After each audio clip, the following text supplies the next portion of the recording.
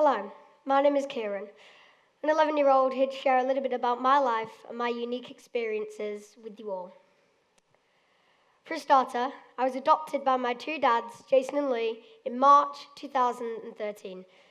But prior to this, I was placed in foster care from the moment I was born because my biological parents didn't have the capability to take care of me.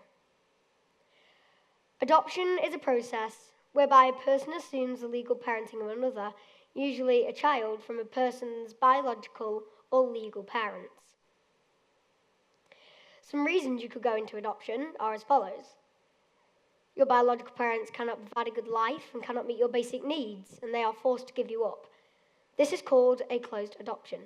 This means no communication can take place apart from letterbox contact. Another reason is if your biological parents die and you need a living guardian to take care of you. To adopt me, my parents had to undergo an 18-month process, attending meetings with social workers, going on adoption courses, and eventually facing a panel of 16 people and a judge, where they were questioned on their capability to adopt and why they wanted to adopt. My parents said this was ultimately extremely challenging, but very rewarding. In December, they finally got the good news that they could adopt me, and they took me home in March. My parents said this was very daunting, as now they were going to be lifelong parents and devote their life to taking care of me. Before I got the good news that they were able to adopt, I spent 10 months in foster care with my foster carer and her family.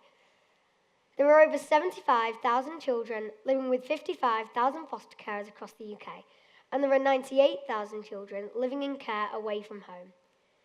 There are not enough foster carers to meet the demand, and every year, thousands and thousands of more foster families are needed, and there are not enough to meet the demand. Before my parents could officially take me home, they had to undergo an introduction period at Jill's for 2 weeks. They would get to bathe me, feed me, and clothe me, take me out for walks in the pram to the Trafford Centre. At first, they would only take days, then it would increase to night shifts. I also spent time at their house as well, but I wasn't so keen on the food they gave me, a bit too rich. From the beginning, it was meant to be, and our family was complete. JKL, our initials, Jason, my dad, Kieran, me, and Lee, my pap. Not only that, but I also have same-sex parents, which is a little less common, making up only 14.7% of the population. But being unique is something to be proud of and something to celebrate. And yes, I am very proud of my family, and we are pretty special. However, I do get some negative comments sometimes, such as, are you gay like your parents? Gay couples shouldn't be allowed to adopt, and being gay isn't right. To these comments, I don't get offended. Why? Because I simply realise that these people are just asking questions, and most of the time don't realise they're being offensive. That's why the best form of action I take is to try and educate and correct people when they make these mistakes or make these hurtful, nasty comments. However, sometimes, and yes, there have been times, I've had to tell an adult, as they don't want to understand or are simply meaning to be cruel.